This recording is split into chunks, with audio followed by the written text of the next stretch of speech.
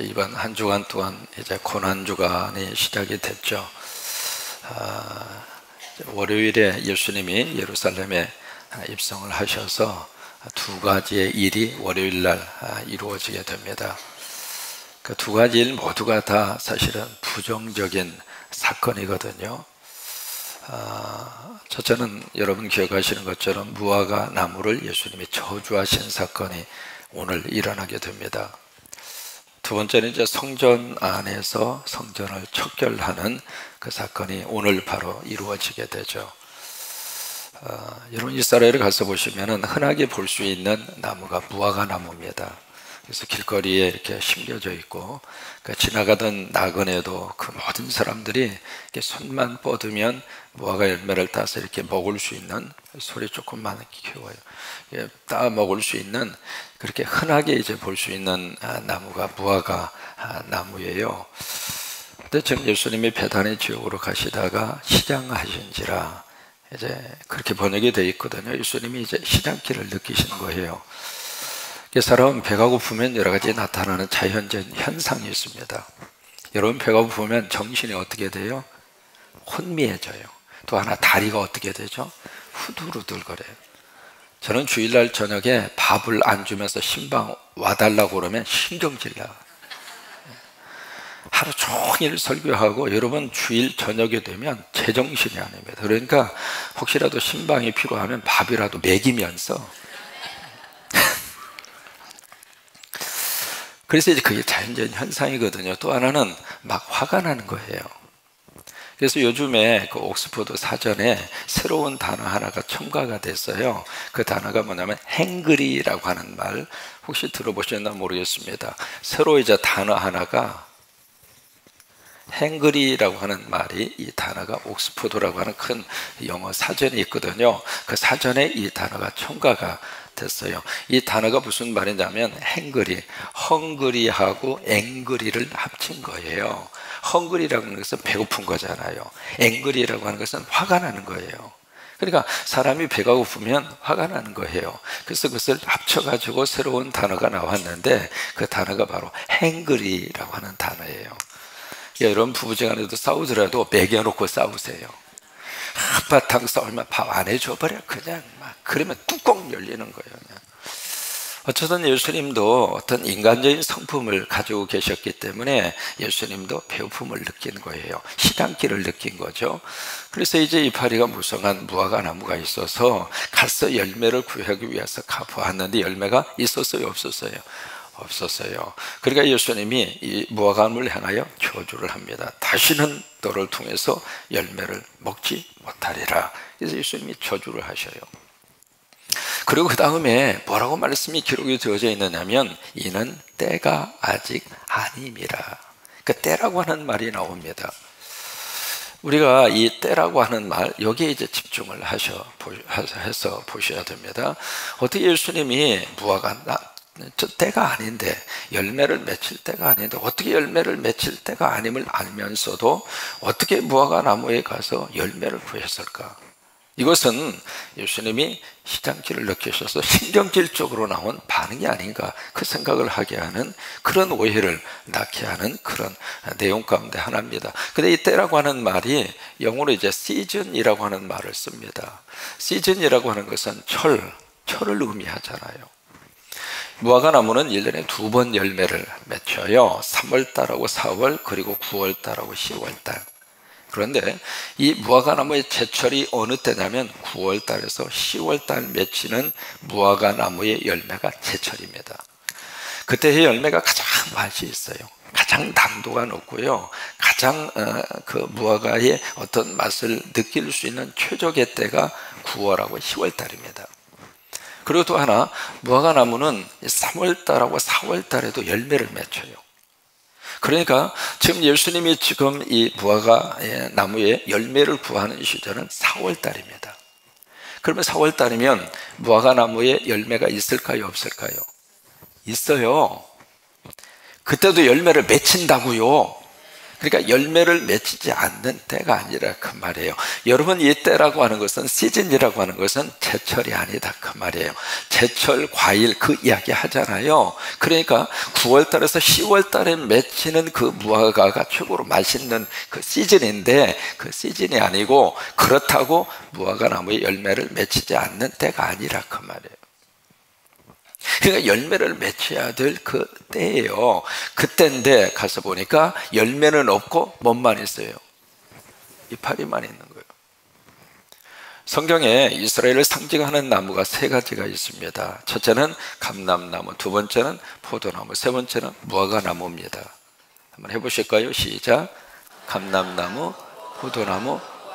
와, 이제는 설교를 집중해서 들으시는군요.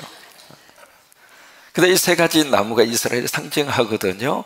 이스라엘을 상징한다는 이야기는 이 세 가지 나무는 곧 누구를 의미하는가? 나를 의미하는 거예요. 그러면 세 가지 나무가 모두가 어떤 의미를 가지고 있는가? 그 나무는 모두가 다 존재의 목적을 가지고 있습니다. 감람나무는 감람나무대로, 포도나무는 포도나무대로, 무화과나무는 무화과나무대로 그 나무가 존재하는 목적이 있다 이 말이에요. 그러면 무화과나무의 존재의 목적은 무엇일까? 이파리입니까? 열매입니까? 열매잖아요. 그것이 바로 그 존재의 이유예요. 무화과나무가 이파리만 무성하다는 이야기는 존재의 목적을 상실했다 그 말이에요.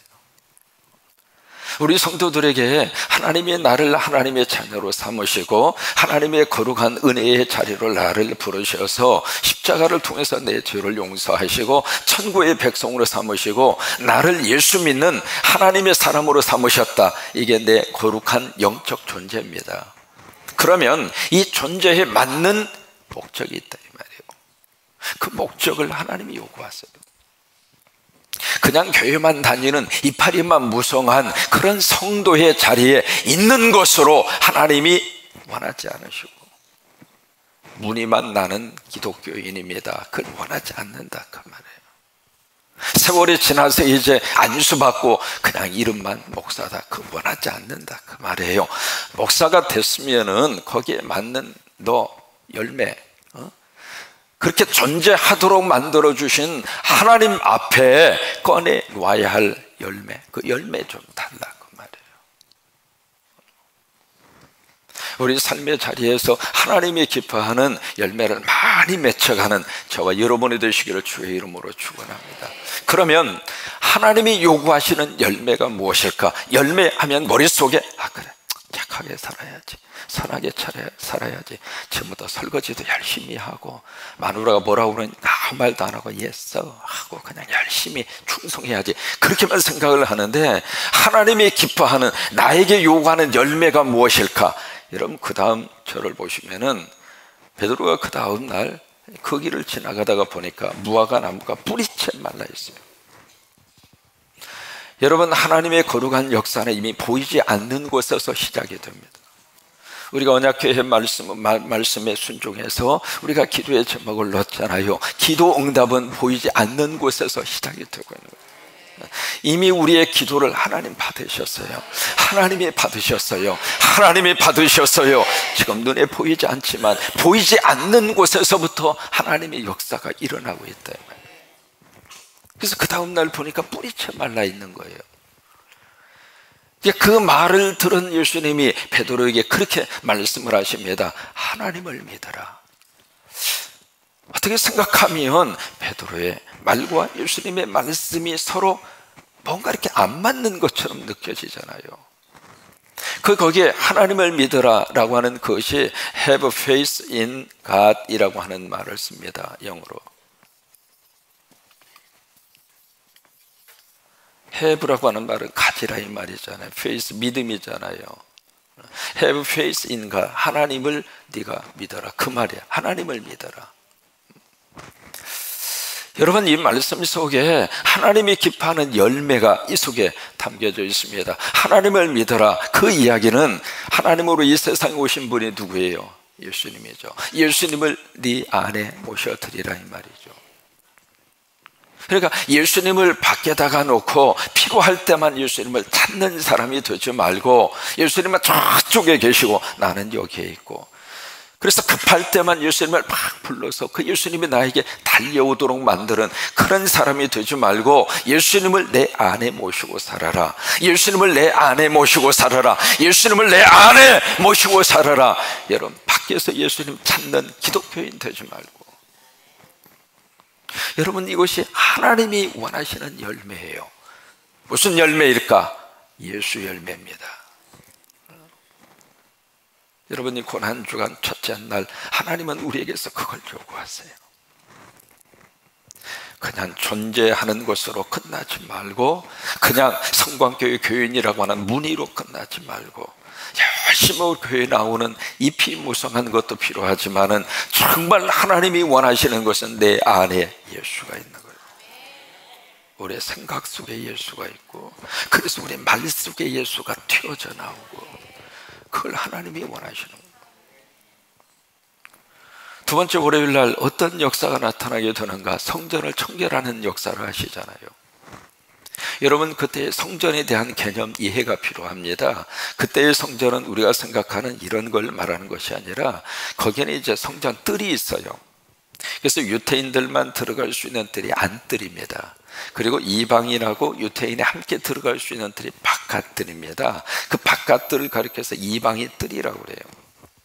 그 이방인 뜰에 이방인들이 들어가서 마음대로 제사도 드리고 우리식으로 말하면 예배도 드리고 그래요. 근데 그들을 위해서 편의시설이 바로 이 바깥뜰에 편의시설이 여기저기 갖추어져 있었습니다. 그 편의시설이라고 하는 것은 두 가지입니다. 첫째로 성전세를 바쳐야 되는데 거기서 바로 환전을 해줄 수 있도록, 두 번째는 하나님 앞에 제물을 바쳐야 되는데 제물을 사가지고 먼 길에서 끌고 올 수가 없잖아요. 그래서 거기서 제물을 매매할 수 있는 그런 시설들이 있었어요. 그것을 예수님이 뭐라고 하는 게 아닙니다.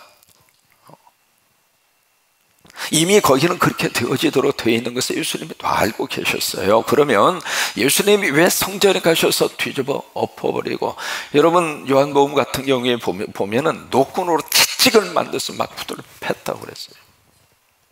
왜 그렇게 화난 모습으로 그렇게 성전 청결 작업을 예수님이 하시는 건가? 이유가 있습니다. 그 대상은요, 거기에 이방인들, 거기 나와서 제사를 드리고 예배를 드리는 예배자들에게 뭐라고 하는 것이 아니라 그 당시에 제사장들 그리고 레위인들, 그들을 향하여 적폐청산한 거예요. 요즘식으로 말하면 주일날 예배 인도를 해야 할 목사가 예배에는 정신이 없고 쭉 교회들에다가 쭉 상을 펼쳐놓고, 여러분, 하나님이 기뻐 받으시는 예배는 이 성경을 가지고 가서 예배를 드려야지, 다른 성경 가지고 가서 예배 드리면 하나님이 안 받으십니다. 그러면서 성경책을 팔어. 그래서 성경책을 파는데 5만 원짜리를 50만 원에 막 파는 거예요. 그런 식으로 해서 이 목사가 완전히 돈독에 완전히 정신이 팔려 있는 거예요. 그런 모습으로 지금 변질져가는 그걸 보면서 예수님이 성전을 완전히 뒤집어 엎어버린 거예요. 여러분, 하나님은 특별히 성도들에게 요구하는 것보다도 제사장이 되고 목사가 되고 평신도의 책임적인 위치에 올라서 있는 지도자들에게 더 강한 것을 하나님이 요구하십니다. 책임의식을 가지고 저도 이 재단을 목회해야 되고, 부교육자들도 그 책임감을 가지고 하나님 앞에 사역을 감당해야 되고, 우리 장로님들도 그 책임을 가지고 이 재단의 성도들을 위해서 기도하고 그 사명을 감당해야 되는 거예요. 여러분, 그 말씀 속에서 우리가 무엇을 읽어야 되는가? 하나님은 성전이 성전되기를 원하시는 거예요. 여러분, 그때의 성전은 무엇을 의미하는가? 고린도전서 3장 16절에 있는 말씀, 너희가 이것을 알지 못하느뇨? 너희가 바로 하나님의 성전인 것과 하나님의 성령이 너희 안에 거하시는 전인 줄을 알지 못하느뇨? 무슨 얘기예요? 알고 살아라. 뭘? I am God's temple. 내가 하나님의 성전이고 내 안에 하나님의 성령이 내 안에 계신다고 하는 사실을 알고 살아라, 그 말이에요. 하나님은 우리 성전된 여기에 쓰레기로 덮이는 것을 원하지 않습니다. 이 고난주간에 내 안에 하나님께서 기뻐하지 않는 쓰레기를 다 치워버리고 정말 여기가 하나님의 거룩한 성전이 되고 하나님의 성령이 거하시는 거룩한 전이 되어서 하나님이 기뻐하시는 성전다운 성전, 그 성전이 바로 여러분이 되시기를 주의 이름으로 축원합니다. 오늘 여호수아서 14장 말씀은 바로 11장에서 모든 가나안 땅을 점령을 했잖아요. 12장부터 그 땅을 향한 분배 작업이 이루어집니다. 지난주 말씀드린 것처럼 땅은 크게 두 가지로 그렇게 구별을 했습니다. 바로 요단강을 중심으로 해서 요단강 이쪽을 동쪽, 요단강 이쪽을 서쪽, 요단강을 중심으로 이쪽을 이편, 건너편을 저편, 그렇게 이제 구별을 한 거예요. 그러니까 성경 읽으시다가 요단 저편 하면 여기를 말하는구나, 요단 동쪽 하면 여기를 말하는구나, 해 돋는 쪽 하면 여기를 말하는구나 이해하고 성경을 읽으셔야 돼요. 그래서 여기는 모세를 중심으로 해서 여기를 이미 점령을 다 했죠. 여기는 크게 세 가지의 강이 흐르고 있는 것 꼭 기억을 하셨으면 좋겠습니다. 맨 밑에 이쪽 부분에 바로 아르논이라고 하는 강이 흐르고 있습니다. 중간 부분에 야복강이라고 하는 강이 흐르고 있습니다. 그리고 맨 위쪽에 갈릴리하고 요단강이 시작하는 그 지점에 야르목이라고 하는 강이 흐르고 있습니다. 바로 이 지점을 중심으로 분배받은 그 지파는 바로 르우벤 지파이고, 중간은 갓 지파, 위쪽은 므낫세 반 지파. 그 반 지파라고 해서 므낫세 반쪽이 받았다 그 말이에요. 그 지파가 이 땅을 분배를 받습니다. 그리고 오늘 성경 말씀은 바로 이쪽이거든요. 서쪽이에요. 이 서쪽으로 이제 분배를 받는데, 오늘 말씀을 통해서 두 가지를 우리가 깨닫습니다. 첫째로 이 땅을 분배하는데 여호수아 혼자서 이 땅을 분배하는 것이 아니라 이 땅을 분배하는 팀이 형성이 됐어요. 지금까지 가나안 땅을 점령해 나아갈 때 가장 큰 업적과 공을 세운 사람은 누구예요? 여호수아예요.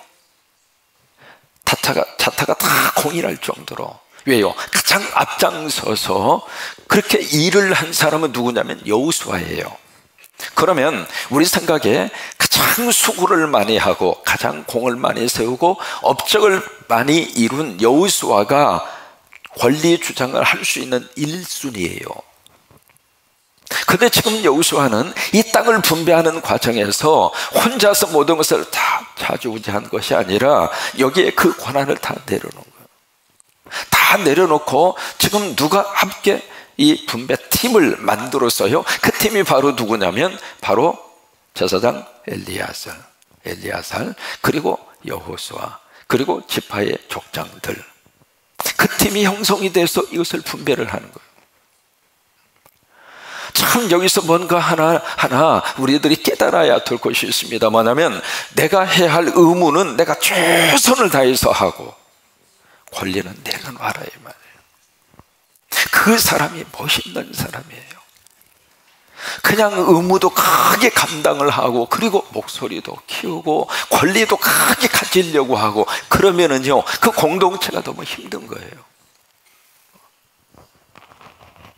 이게 어디에서부터 문제가 생기는가? 내가 이렇게 섣빠지게 고생했는데, 내가 이렇게까지 열심히 했는데 왜 니네들 나 몰라줘? 그렇게 생각하면 가정도 복잡한 거예요. 여러분, 가정 안에서는요 내일 내일이 없습니다. 다 같은 우리 일이지. 가정이라고 하는 조그마한 공동체 하나를 운영을 하면서 서로 역할 분담해서 이건 당신은 이 영역, 이것은 내 영역, 그런 영역이 아닙니다. 가정은 눈에 띄는 사람이 먼저 하는 거예요. 이럴 때 여자분들이 아멘을 크게 하셔야 남자분들이 열심히 도와줍니다. 가정 안에서 말이죠, 설거지 내일 내일이 아닙니다. 눈에 띄는 사람이 가서 그냥 하면 돼. 이 아멘 소리가 커지기를 바랍니다. 빨래 내일 내일이 어디가 있습니까? 옛날처럼 뭐 갖다가 삶는 것도 아니고 갖다 집어넣고 버튼만 누르면 되잖아요. 내일 내일이 어디가 있어요? 눈에 띄는 대로 갖다 쳐박아 놓고 딱 눌러버리면 끝나버리는데, 여러분, 그런 원리가 교회 속에 그대로 들어와야 돼요. 여러분, 교회 안에서는요, 열심히 하나님이 주신 은혜대로, 은사대로, 나를 부르신 대로 열심히 사명을 감당하고 의무를 감당하고 권리는 내려놓고, 그래야 교회가 편안합니다. 그래야 교회가 하나님 나라가 됩니다.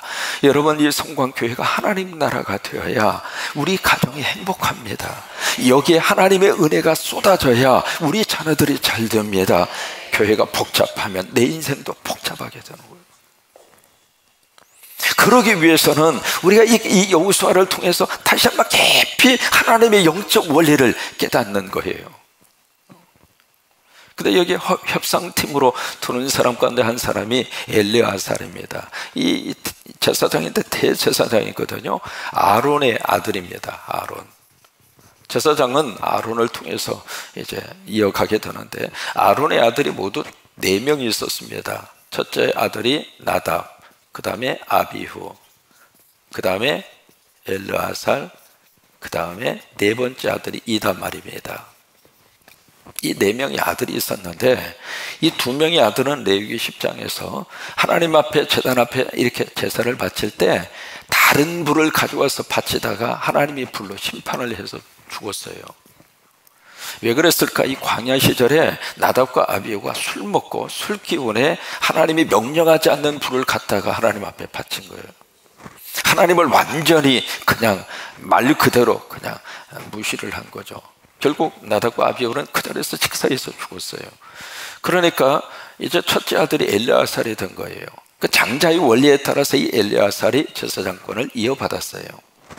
그리고 이 4번째 아들 이다말도 이 대제사장이 그 역할을 감당을 하는데, 이 이다말 같은 경우에 있어서는 성막을 지을 때 성막 전체의 재료의 총 책임자로 이렇게 하나님 앞에 쓰임을 받아요.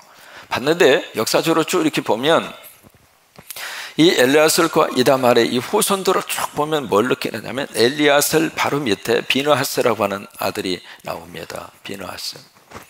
이 사람이 어떤 일을 감당하느냐면, 이스라엘 백성들 가운데 막 우상으로 막 들어가서 이방 여자들하고 막 이상한 짓을 하고 막 하나님이 막 화가 나서 누군가가 가서 내 분노를 거기에서 했으면 좋겠다. 그때 비느하스가 분연히 일어나서 창으로 그 사람들을 이렇게 진멸을 해요. 그 일이 이제 비느하스라고 하는 이 아들이 해요. 그래서 이 엘르아살이라고 하는 제사장 밑에 비느하스가 나오게 되고, 그 다음에 이다말 밑에 나온 제사장이 누구냐면 엘리입니다.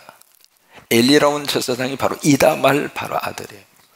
근데 엘리는요, 그의 아들, 2 아들, 우리가 기억하고 있잖아요. 그 두 아들이 별로 그렇게 아버지의 영성을 이어받지는 못하는 거예요. 이런 식으로 쭉 내려다가 이 엘르아살, 저기 다윗 시대에 엘르아살을 통해서 나온 사람이 사독입니다. 사독. 그 다음에 이 이다말 가정에서 나온 게 아비아달이에요. 아비아달. 이 2 제사장이 나와요. 2 제사장이 나오는데, 이 사독이라고 하는 제사장은 누구를 선택했는가? 솔로몬을 선택합니다.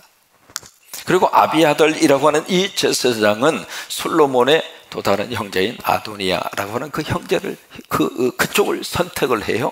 그래서 결과적으로 어떻게 됐는가? 이쪽은 완전히 쫄딱, 그리고 이쪽은 하나님 앞에 쓰니 그런 식으로 바꿔진 거예요. 여러분, 이 엘리아살, 이 가문을 쭉 이렇게 보면서 뭘 느끼느냐면, 여러분, 우리들의 기도의 영성이 쭉 밑에까지 흘러가도록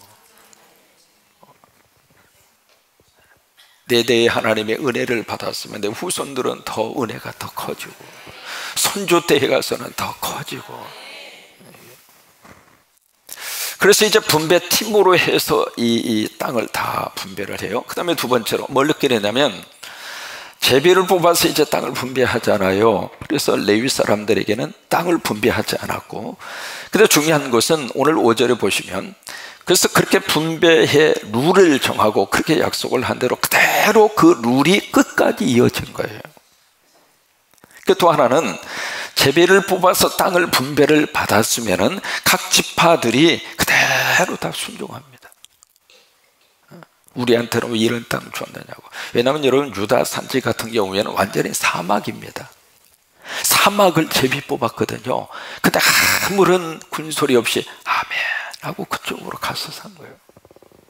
갓지팍 같은 경우에는 인원수는 많은데 분배받은 땅이 아주 적었어요. 그래도 제비를 뽑아서 거기에 딱 뽑히니까 아멘 하고 가서 그 땅으로 간 거예요. 이게 무슨 얘기냐면 룰을 정해놓고 그 룰에 따라서 모든 지파의 모든 사람들이 다 거기에 순종한 거예요. 여기서 우리가 깨닫는 게 있습니다. 여러분, 무엇보다도 순종입니다. 그 순종을 통해서 가나안 땅의 아름다운 하나님 나라의 정착의 놀라운 역사가 시작이 된 거예요. 그래요. 여러분, 이 고난주간에 하나님 앞에 다시 한번 우리의 순종의 영성이 새롭게 확 하고 살아났으면 좋겠어요. 순종할 때 하나님이 기적을 허락하시고, 순종할 때 하나님이 역사를 하시고, 저는 이 언약궤에 넣어져 있는 기도 제목 볼 때마다 간절히 하나님 앞에 이렇게 오며 가면서 하나님 순종하고 여기에 하나님 앞에 바쳐진 기도의 제목을 하나님이 역사하셔서, 하나님이 들으셔서, 하나님이 함께 하셔서 귀한 기도의 응답의 역사들이 아름답게 이루어지게 하여 주옵소서. 이 새벽의 총징문 순종한 여러분 모두에게 하나님의 복이 임하기를 주의 이름으로 축원합니다. 주의 이름으로 축원합니다. 언제가 말씀을 드렸던 내용인데 아주 병약한 분이 계셨어요. 그래서 늘 그냥 골골골 구르고 살아요. 하나님 앞에 기도했죠. 하나님이 응답 주시기를 네 집 앞에 있는 큰 바위 있지 않냐? 예, 알아요. 거기 가서 바위를 밀어라. 하나님 알았습니다. 그래서 이 사람이 그냥 낮이고 밤이고 시간만 있으면 가서 바위를 미는 거예요. 영치기 약차 열심히 바위를 밀었는데, 그런 식으로 해서 한 달 정도 바위를 열심히 밀어서 이제 어느 정도 이제 이렇게 움직였나 봐서 이렇게 봤더니 세상에 그 큰 바위가 그대로 딱 버티고 있는 거예요. 그래서 좀 정성이 부족했나 보다 생각을 하고 이 사람이 더 믿습니다 하면서 바위를 열심히 막 밀은 거예요. 밀어서 1년 동안 열심히 그렇게 했는데 1년간 열심히 바위를 밀었는데 여전히 그 바위는 날 잡수하고 딱 있는 거예요. 이 사람이 화가 났어요. 화가 나서 하나님, 내가 기도해서 응답받고 내가 이 바위를 밀으라고 그래서 열심히 밀었는데 꿈쩍도 안 합니다. 하나님 어떻게 된 겁니까? 하나님은 살아계신 거예요. 기도 응답이 잘못된 거예요. 내가 기도가 잘못된 거예요. 뭐가 잘못된 거예요? 그래서 막 그렇게 따집니다. 따지니까 하나님이 그에게 딱 이야기를 하십니다. 사랑하는 종아, 내가 너에게 뭐라고 그랬니? 밀으라고 그랬죠. 그래, 거기에 중요한 포인트가 있습니다. 무슨 얘기냐면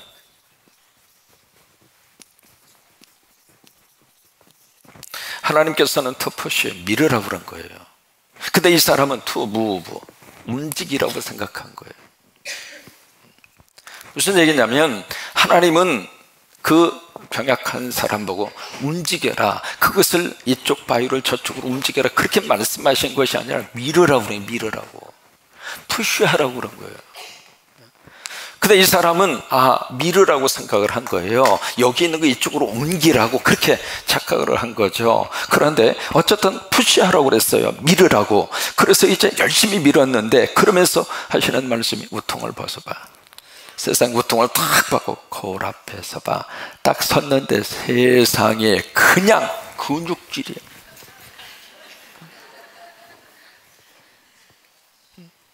순종했더니 병이 떠나가고, 순종했더니 건강해지고, 순종했더니 하나님의 은혜를 받은 거예요. 여러분, 우리가 순종하는 거기에 하나님의 역사가 있습니다. 내 식으로 해석하지 말고 하나님은 토프시 밀으라 그 말이에요. 새벽재단 그냥 참석만 하시라 그 말이에요. 거기에 무슨 내가 무엇을 만들고 무엇을 내가 이룩하고 그거 아닙니다. 그건 하나님의 역사예요. 그 하나님이 하시는 거란 말이에요. 하나님의 능력으로 하시는 거예요. 그래요. 무엇보다도 순종이에요. 여러분, 그 은혜가 오늘 우리 가운데 충만하시기를 주의 이름으로 축원합니다.